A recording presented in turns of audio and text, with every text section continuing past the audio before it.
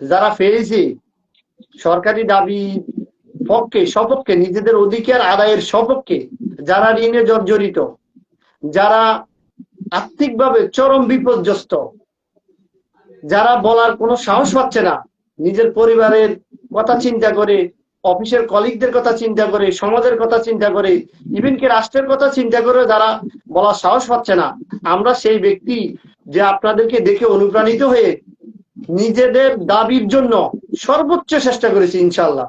এবং যেদিন থেকে এই দাবির, যৌক্তিক দাবির পক্ষে কথা বলা শুরু করেছি, আজ অব্দি এই দাবির পক্ষে নিজের কণ্ঠস্বরকে উজ্জীবিত রেখেছি। শুধু নিজের একা দাবি আদায়ের জন্য নয়, সার্বময় 22 লক্ষ সরকারি কর্মচারী ভাই বোনদের দাবি আদায়ের জন্য আপনাদের সাথে কাঁধে কাঁধ মিলিয়ে চলার চেষ্টা করেছি। জানি না কতটুকু সফল হতে পেরেছি। এর দায়ভার 22 লক্ষ, এর বিচার বিশ্লেষণ 22 লক্ষ সরকারি কর্মচারী বলবেন। কিন্তু আমরা মাঝে মধ্যে দেখতে পেলাম যে আপনাদেরকে, ওই যে আমার ভাইরা বলল মা বাবা নিয়ে কথা বলছেন, আসলে এই বিষয়টা উচিত হয়নি। মা বাবা নিয়ে কথা বলাটা অত্যন্ত নির্লজ্জনীয় একটা কাজ। সেটি কে করেছেন? বাইরের কোনো লোক করেননি, আমাদের 22 লক্ষ সরকারি কর্মচারী ভাই বোনেরাই করেছেন। এবং কিছু কিছু সংগঠনের সিনিয়র নেতৃবৃন্দ করেছে। এটা অতীব দুঃখ এবং একই সাথে ন্যাক্কারজনক। আমি কখনো এই বিষয়ে মুখ খুলিনি, হয়তো পরোক্ষভাবে, কিন্তু প্রত্যক্ষভাবে বলেছি। আজকে আমি এখানে স্পষ্ট ভাষায় বলতে চাই ওই সকল ব্যক্তিদেরকে যে আপনারা যে আজকে পে স্কেল পেয়েছেন, মনে রাখবেন গুটি কয়েক মানুষের অবদানে পেয়েছেন। আপনারা যে পে স্কেলের জন্য নিজেরা কি করেছেন, শুধু নিজেদেরকে একটু প্রশ্ন করেন। আপনারা একটা কাজ করেছেন, সেটি হলো কি, ফারুক যদি কোনো কথা বলে, ফারুকের সমালোচনার কোনো শেষ নেই।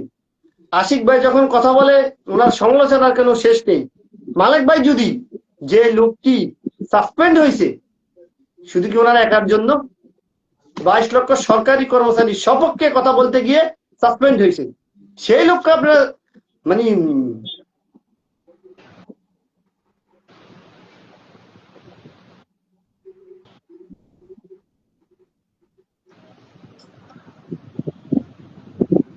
ভাই আমার কথা কি শোনা যাচ্ছে? হ্যাঁ হ্যাঁ, বলেন। আমি যেটুকু বলতে চেয়েছিলাম যে, যে লোকটি এত পরিশ্রম করেছে 22 লক্ষ কর্মচারীর সপক্ষে কথা বলতে গিয়ে, কিন্তু তাকে তো বলেছেন, তার মা বাবাকে নিয়েও বলেছেন।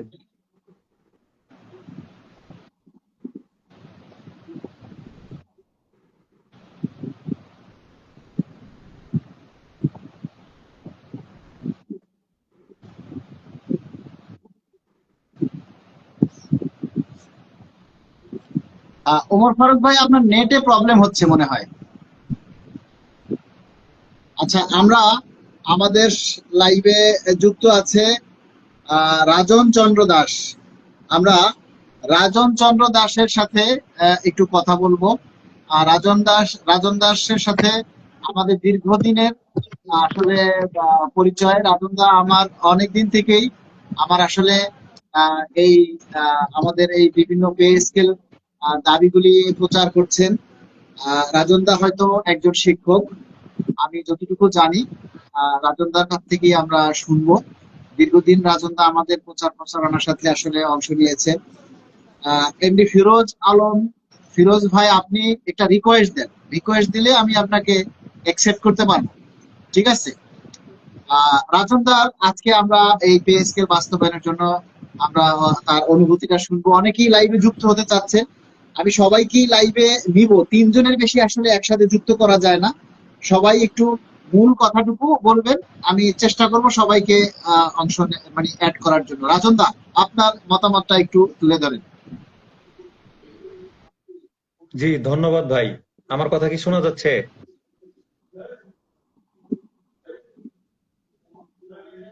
হ্যালো। হ্যাঁ, আমার কথা কি শোনা যাচ্ছে? হ্যাঁ হ্যাঁ, শোনা যাচ্ছে, বলেন। ভাই, একটা সমস্যা, আমার স্ক্রিনে আপনাদেরকে দেখা যাচ্ছে না কেন? না, আপনি এটা লাইভে দেখা যায় না। এটা স্ক্রিনে দেখতে গেলে 2টা মোবাইল লাগবে, ঠিক আছে? আমি ও যে আচ্ছা আচ্ছা। আইডি দিয়ে লাইভ করছি সেই আইডি তো দেখা যায় না। আপনাকে আমি দেখতে পাচ্ছি অন্য মোবাইল দিয়ে। আপনার পাশে যদি আর একটা মোবাইল থাকে তাহলে সেই মোবাইলে আপনি দেখতে পাবেন। আচ্ছা, যাই হোক, কথা শোনা গেলেই হলো। প্রথমেই আমি আপনাকে আমার ব্যক্তিগত পক্ষ থেকে অসংখ্য অসংখ্য ধন্যবাদ জ্ঞাপন করছি। আপনি আপনার চাকুরির ঝুঁকি নিয়ে, আপনার জীবনের ঝুঁকি নিয়ে, পারিবারিক সময়কে বাদ দিয়ে পে স্কেল বাস্তবায়নের জন্য যেভাবে পরিশ্রম করে গেছেন দিনের পর দিন, এর জন্য আমার অন্তরের অন্তঃস্থল থেকে আপনাকে অসংখ্য ধন্যবাদ জ্ঞাপন করছি। আমিও চেষ্টা করেছি আমার ক্ষুদ্র অবস্থান থেকে একটু প্রচার প্রচারণা চালিয়ে যে পে স্কেলটাকে একটু করার জন্য। আমি আপনাকে ধন্যবাদ জ্ঞাপনের পাশাপাশি পে স্কেলের যারা অগ্রযোদ্ধা, আমি কিছু ভাইদের আমি নাম নিতে চাই। সে যেমন আমাদের আশিকুল ভাই আছেন, আমাদের মাহমুদুল হাসান ভাই আছেন, আমাদের শ্রদ্ধেয় ওয়ারেস আলী ভাই আছেন, নানান ভাই আছেন। এরকম আমাদের আরো অনেক ভাই আছেন যারা পে স্কেলের জন্য দিনের পর দিন পরিশ্রম করে গেছেন। প্রত্যেককে আমার পক্ষ থেকে অসংখ্য ধন্যবাদ। সর্বোপরি আমার কয়েকটি বিষয় আছে যে কর্মচারীরা প্রতিদিন আপনাকে ভিউ ব্যবসায়ী হিসেবে, কর্মচারীরাই, অন্য কেউ না, কর্মচারীরাই আপনাকে ভিউ ব্যবসায়ী হিসেবে আমাকেও টুকিটাকি গালিগালাজ এবং নেগেটিভ কমেন্ট করে করে নিরুৎসাহিত করার ব্যাপকভাবে চেষ্টা করেছে, কিন্তু আপনি সে জায়গা থেকে পিছপা হন নাই। এর জন্য অসংখ্য ধন্যবাদ। এখানে যারা আজকে লাইভে অসংখ্য ভাইয়েরা আমার আজকে কথা বললো আপনার পাশাপাশি, তারাও এইগুলা নিয়ে অনেক আক্ষেপ বা মনের দুঃখ আপনার কাছে শেয়ার করলেন বা লাইভের মাধ্যমে সবাইকে জানালেন। আশা করি আজকের পর থেকে যারা যে সকল কর্মচারী এই ধরনের নেগেটিভ মন্তব্য করতেন তাদের সেই ভ্রান্ত ধারণা বা ভুলটা তারা বুঝতে পারবেন যে ভিউ ব্যবসা করাটাও একটা কঠিন একটা বিষয়। এটা এই কাজ করতে গেলে জীবনের ঝুঁকি নিতে হয়, চাকরির ঝুঁকি নিতে হয়, পারিবারিক সময়কে বিসর্জন দিয়ে অল টাইম এই কাজের জন্য লেগে থাকতে হয়। যাই হোক, আজকে পে স্কেল ঘোষণা হলো, পে স্কেলের একটা ঘোষণা হলো, এটা একটা আমাদের প্রাথমিক বিজয়। এখানে কিন্তু কাজ শেষ নয়। আমি আপনাকে ব্যাপক আমার ব্যক্তিগত পক্ষ থেকে অনুরোধ করব, আপনি সহ যারা পে স্কেলের যোদ্ধা প্রত্যেককে বলবো যে পে স্কেলের এটা একটা প্রাথমিক বিজয়, এখানেই থেমে গেলে চলবে না, আমাদেরকে কিন্তু আরো অনেক দূর যেতে হবে।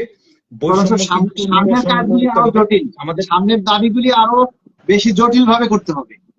জি, আরো কঠিন এবং ইস্পাতের মতো ঐক্যবদ্ধ হয়ে আমাদেরকে সামনের দিকে এগিয়ে যেতে হবে। প্রত্যেকটি পে স্কেলের জন্য প্রত্যেকটি সংগঠনকে ঐক্যবদ্ধভাবে, মতভেদ থাকতে পারে আমাদের মধ্যে, একজন আরেকজনের মধ্যে মতের ভিন্নতা থাকতে পারে, কিন্তু আমাদের বৈষম্য নিরসনের জন্য আমাদের প্রত্যেককে ঐক্যবদ্ধ হয়ে একসঙ্গে কাজ করে যেতে হবে। তাই আমি বলবো যে সামনে আরো কঠিন সময়, বৈষম্য শেষ না করা পর্যন্ত, যে আমাদের এই যে 20টি গ্রেড চলমান, এই গ্রেড সংখ্যাটা কমিয়ে আনা, তারপরে হচ্ছে আমাদের গ্রেড ভিত্তিক যে বেতনের ব্যবধানটা, বিশেষ করে 10ম গ্রেড থেকে 20তম গ্রেড পর্যন্ত যে বেতনের একটা ব্যবধানের যে একটা তারতম্য, সেটা কিন্তু বিশাল একটা বৈষম্য, এখানে একটাই করতে হবে। আর আমরা এখন যতটুকু জানতে পেরেছি যে বেতন কমিশন একটা সুপারিশ করেছিল যে 20,000 টাকা সর্বনিম্ন, কিন্তু একটু একটু শোনা যাচ্ছে যে সেখানেও নাকি একটু কাটছাট করা হতে পারে। যদি এমনটা হয় তাহলে কিন্তু বৈষম্য আরো নিম্নমুখী হয়ে যাবে। তো আমাদের এই জায়গাগুলো নিয়ে ব্যাপকভাবে কাজ করতে হবে, সবাইকে ঐক্যবদ্ধ হয়ে কাজ করতে হবে। তাই আমি সকলকে বলবো, আরো একটা কথা বলতে চাই যে ফেসবুকে প্রচার প্রচারণার মাধ্যমে কি করা যায় সেটা এখন বর্তমান বিশ্ব কিন্তু জানে। এটা আমাদের শুধু পে স্কেল বাস্তবায়ন বিষয়টা না, বিভিন্ন দেশের বিভিন্ন ধরনের সমস্যা নিরসনে কিন্তু এই সামাজিক যোগাযোগ মাধ্যম অন্যতম গুরুত্বপূর্ণ ভূমিকা পালন করছে। তাই এই ফেসবুকে কেউ কেউ যেমন নেগেটিভ মন্তব্য করে বলতো যে ভাই ফেসবুকে প্রচার প্রচারণা করে কি হবে, আমি তাদেরকে বলবো যে ফেসবুকে প্রচার প্রচারণা করে এখন অনেক কিছু করা সম্ভব, যেটা তোমরা নেগেটিভ সমালোচনা করে যেটা কোনো তোমরা নিরুৎসাহিত করার চেষ্টা করো। তাই নেগেটিভ মাইন্ড তোমরা বাদ দাও। মালেক ভাই, আশিক ভাই, এদেরকে উৎসাহিত করো। আশা করা যায় সামনে আমাদের যে সকল বৈষম্যগুলো আছে সেগুলো থেকেও আমরা একদিন সামাজিকভাবে আন্দোলনের মাধ্যমে আমরা সকলে ঐক্যবদ্ধভাবে সেই সমস্যাগুলো আমরা নিরসন করতে পারবো বলে আমরা বিশ্বাস করি। ধন্যবাদ মালিক ভাই। আরেকটা প্রশ্ন রয়ে গেল মালিক ভাই আপনার কাছে, সেটি হচ্ছে এই যে পে ফিক্সেশন, যেমন এই যে 5% করে যে একটা ইনক্রিমেন্ট, সাধারণ কর্মচারীরা ব্যাপকভাবে প্রশ্ন করে, আমাকেও প্রশ্ন করে। আমাদের সেক্টরে এই ইনক্রিমেন্টটা এটা পূর্বে ছিল না, এটা 2015 সন থেকে আমরা এটা পেয়েছি। যেহেতু আমরা এটা এই সম্পর্কে আমাদের ধারণাটা কম, আপনি যদি এটা একটু পরিষ্কার করে দিতেন যে 5% করে যে ইনক্রিমেন্ট কি এই পে স্কেলে বহাল থাকবে কিনা, এটা সাধারণ কর্মচারীদের পক্ষ থেকে আপনার প্রতি আমার একটা প্রশ্ন। ধন্যবাদ। হ্যাঁ, ধন্যবাদ রাজন ভাইকে, যে আপনারা যে প্রশ্নটা করছেন যে 5% যে বার্ষিক ইনক্রিমেন্ট, এটা সবসময় বহাল থাকবে। এবং এই জুলাই মাসের পে স্কেলের যে ফিক্সেশন, যে 5% ইনক্রিমেন্ট, এটা কিন্তু আপনি নতুন পে স্কেলে যে ফিক্সেশন হবে তারপরে আপনার সেই ইনক্রিমেন্টটা